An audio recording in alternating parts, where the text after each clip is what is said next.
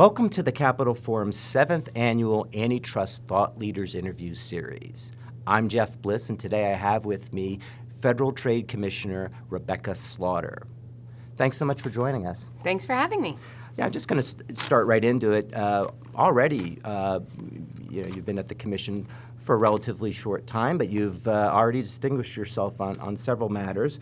One of them has been some very sharply worded dissents in two big merger cases. Of course, you have the Fresenius Next Stage and Staples Ascendant. And the big issue in your dissent was the harm you saw, the vertical harm, if these mergers were to come to pass. Now, of course, the majority of the commissioners voted to clear those.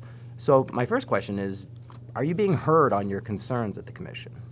So let me start with this premise. We've voted on, I don't actually know the number of cases we voted on since I've been there, but it's a ton, and almost all of them have been unanimous. A couple have been 4-1, and these two that you point to have been 3-2. So as a general matter, we continue to mostly find consensus. And then even within these specific cases, I think there was a disagreement among the commissioners about how we saw the law and the facts play together in these particular instances.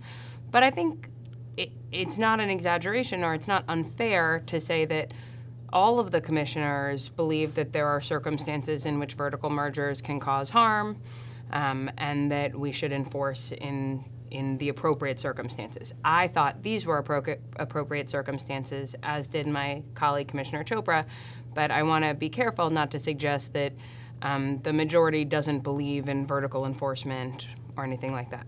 That said, I do feel like I am being heard. I feel like we work very hard and very respectfully to communicate our views to each other in the course of the development of a case, to work with staff, to have questions asked and answered, and to work through it.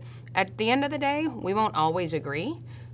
That is okay. That's why there are 5 of us. And my view is, when I don't have an agreement, that it's valuable to articulate clearly and transparently, or as transparently as possible when you're dealing with confidential case information, where the differences are. I think that's part of my obligation in fulfilling my oath of office. Well, I know one reason whenever you talk to commissioners after a deal's gone through, or after they left the commission, you say, well, why don't you try more vertical cases? And they and a lot of antitrust lawyers will say they're hard to win. And I'm wondering, obviously you had vertical problems with these two cases. Do you have any suggestions or thoughts on how maybe the government can improve its odds to win those type of cases? Sure. There are two issues. I think when you look at the specific question of enforcement in a particular case. The first is there a harm that needs to be remedied here, or a harm that is not outweighed by some asserted benefits that needs to be remedied here? And the second is, even if we think that there's a harm, what is our likelihood of success on the merits, and is it worth using our limited resources to bring a litigation in this particular case? In these cases, I thought the answer to both of those questions was yes, that there was harm, and that yes, it was worth bringing specific cases. I do think we need to take seriously the question of where we devote our resources, and bear in mind the adage that bad facts can make bad law, and that bringing a case on bad facts may not be the best way to advance the law. But bringing a case on good facts, even if you're not certain that you're going to win, is an important way to advance the law. And I think the thing that the government can do is be looking carefully for those cases where the facts tell a compelling story, because we should win at the end of the day. And then if we don't, even in those circumstances, we can build a case to say there is something wrong with the way our laws are being interpreted or applied here, that even with these very good facts, we can't bring a case. I also think it's important to signal to the market that we take seriously vertical concerns, and that we're willing to litigate them, and that we're not going to back off because we're afraid that some bad judges may analyze the case poorly. Now, you've said in this case, at the least that the Commission can do is have some retrospective reviews of these two to see if the harms that you forecast, they come to fruition. Now, is Chairman Simons on board with this? The other commissioners, would they do that? So I don't like to speak for anyone else, and you can ask the chairman what he thinks about these particular cases. He has spoken publicly about the benefits of retrospectives, and he himself, when he was director of the Bureau of Competition, led a very important retrospective program in the hospital space. So I don't think the concept of retrospectives is difficult for people to get on board with. There's always a resource allocation question. For me, the thing that's really material and why I think verticals are an important place to be applying our retrospective resources is the question of vertical mergers, more than horizontal mergers, involve predictions about how a firm will behave with its vertically integrated market power. And some of those things you can't know in advance. So we make our best guess about what a firm will have the incentive to do or not do. We should figure out if those guesses are right. The best way to make those guesses better over time is to look at what we predicted, look at what played out, and figure out if we needed to look at things differently in the first instance. Maybe it means we were so wrong we should act to unwind the merger, and that's a tool that's on the table and that we shouldn't be afraid to use. But maybe it just means we think, oh, okay, we predicted wrong how the market incentives would work here or whether entry was likely by third parties. And in the future, we shouldn't make assumptions that make the same assumptions when we have similar fact patterns. In terms of a process, how long do you think that, would you imagine, that type of thing taking? How long would that take? I mean, I think there are reasonable grounds to say, okay, it's been 2 years after the merger, let's look back and see what happened. Staples is a great example where that merger cleared, 2 months ago? Yeah. And this week there was news that the private equity firm that owns Staples is taking out a lot of its equity and saddling the remaining company with a substantial amount of debt, which was exactly what my colleague Commissioner Chopra articulated a particular concern about. So sometimes it doesn't take that long to think we maybe need to go back and look at what we predicted and whether we predicted things accurately. Okay. Another thing, you were talking a little bit about sending signals to the business community. Now, the FTC has not brought a merger case in about a year. Do you think that sends a signal to the business community, perhaps the wrong signal, that or not? Look, I think it's an important data point. I think we should bring cases. But I don't think it's the only data point that we can be looking at. We have had a number of cases in active litigation in that time period, including in Part 3. And in federal court, and so I don't want the market to read from that we are not going to challenge cases, but I'm all for taking those aggressive enforcement steps where we can. Do you think part of it is also the fact, you get what cases you get, right? Is that, so here are a couple of okay. factors. Yes, we don't set up our merger docket. They come to us, first of all. Secondly, we had 5 new commissioners come on board in the last year. That's a huge period of transition. And so that necessarily involves having the staff acclimate to new kinds of questions and new issues. And so it's a transition year that's unprecedented, really, in the history of the commission. And the third thing, not for nothing, we had a government shutdown. We lost a month, fully lost a month in the last year. And that's time we're never going to get back. The market did not shut down. Mergers did not stop, but we lost incredibly valuable staff time there, and that's incredibly bad for enforcement. So I think all of those factors play into it. But again, yes, it's not, I don't think it's the best data point, that it's been that long. Hey, one thing that certainly that Chairman Simons, with the full support of all of you, has started are these, certainly the rhetoric is that we want to do something. It's been more aggressive in terms of upping enforcement, and there have been these workshops which have built up expectations among the antitrust community and the investment community that there will be more aggressive enforcement. But so far, and tell me if I'm wrong here, it doesn't seem like it's getting more aggressive. Do you think that will change soon, or what do you think on that point? So again, I don't like to speak for my colleagues, and since I've only been at the FTC for 11 months, it's very difficult for me to say with any kind of informed perspective whether there has been a change since before we got there and now that we're there. What I can say is, like I said, most of the cases are pretty consensus driven, and I expect that you will see significant enforcement action. I certainly hope that's the case, and I think there is appetite for it across the agency. Significant enforcement action, are we talking, I should have clarified, we're not just talking about just competition here. Obviously, you have a whole other consumer protection following those laws as well. Will that be, when you're talking about more enforcement, would it also include that area? Well, I will speak from my perspective, which is that I think the job of law enforcement is to enforce the law. Right. Chairman Simons uses the term vigorously. I agree with that. So I wouldn't cabin it to either competition or consumer protection. I think we have to take facts as they come, cases as they come, and think about what is the most effective way we can use the legal tools and the resources we have in those fact and case-specific ways to protect consumers and promote competition. Okay, so people who are looking for more aggressive enforcement, you're saying essentially be patient. There should be perhaps something coming, or and people who don't like it, just understand that there might be a change soon. Well, listen, I think impatience about enforcement is understandable. I feel impatient sometimes. It is, and I don't in any way begrudge people who tell us to do more and do faster. Those are important voices to be heard. And I think that I encourage people to continue to voice their feelings, across the spectrum.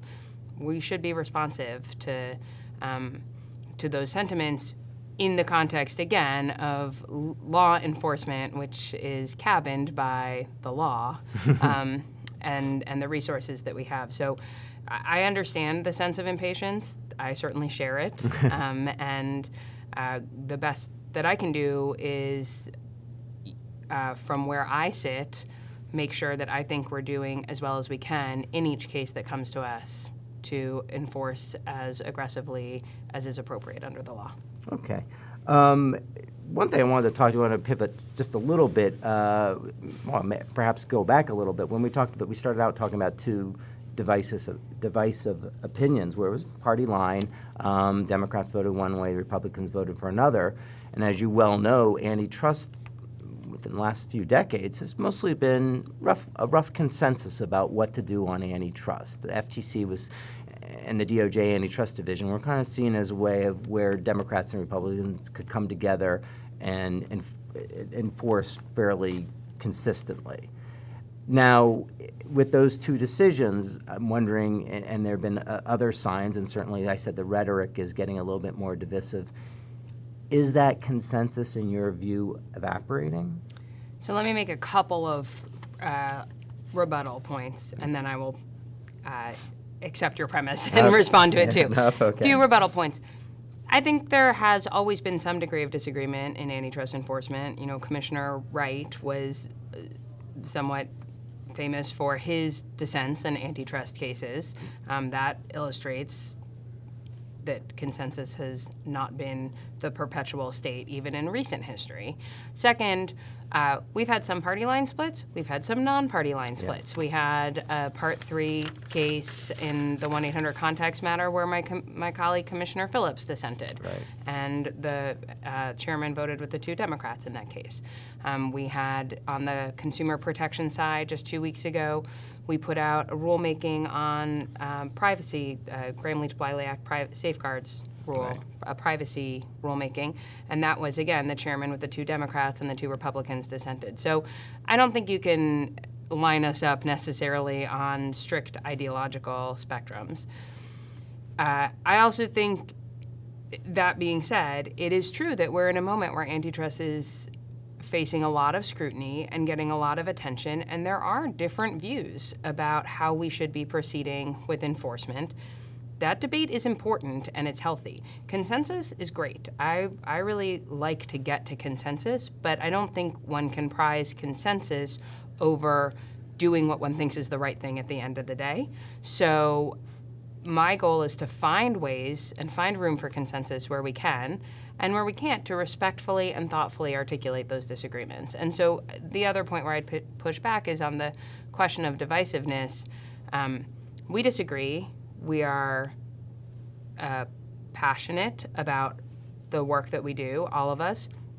And so we disagree in strong terms, but we do it, I think, in ways that are collegial. We interact with each other very collegially and respectfully. I learn a lot from my colleagues' perspectives, even where I don't agree with them at the end of the day, and I think that that's healthy for the debate. Yeah, we're not expecting to see any type of claims of fake news and this and that at the FTC anytime soon. It does seem kind of almost a throwback to a consensual time where, like, Democrats and Republicans could get together and do. Yeah, we can get together and do stuff. Sometimes we all agree. Sometimes we don't agree. We can express those disagreements strongly, but without accusing each other or anyone of acting in bad faith or being ill-informed or not doing their job well. We can even see the same set of facts differently, and that's how humans are. So it's not terribly surprising. All right, so pretty much we can expect to still see some divisive opinions or divided votes and all the rest, but again, there's not going to be any food fights coming soon or any... I would like to live in a universe where all of our decisions are unanimous. I think that that's a good thing, but I'll continue to vote my conscience, and sometimes that will lead me to disagree, and sometimes that'll lead me to be in the majority and disagree with some dissenters. So, and I think that's how all of us approach it. Okay. I've been showing my bias. I've been mostly focused on the competition. I want to get a little bit to the privacy and consumer protection. I know that's very, very important. Now, we've talked before, and you've talked about how you believe for companies that break consent decrees, who violate them, that there should be large fines, if I'm paraphrasing that correctly. And I'm just wondering, some Democrats, obviously, we're seeing some of the presidential candidates come out with some, Elizabeth Warren most prominently coming out and saying, we need to tear apart some of these, break up these tech platforms, so on and so forth. So she's asking for a more radical solution. What do you think about that in general? I'm not talking about specific companies. So to be very clear, without talking about any specific companies, I think what I have said, or at least what I mean to have said, is that we should have meaningful penalties. Large sometimes is in the eye of the beholder, and how meaningful a fine is can depend on the company that has to pay it. What I want to make sure we're doing is applying penalties that really address the problem.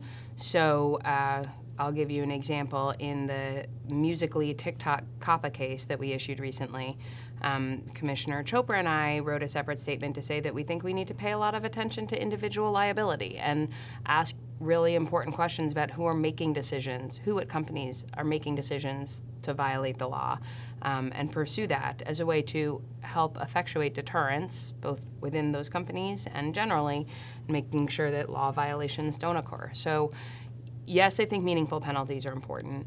To the extent that you're asking about sort of radical legislative solutions versus enforcement, the way I think about this is there's a very important conversation happening in America today about competition and consumer protection, particularly in the space of privacy. And one of the big elements of that question is, are our current enforcement models effective enough?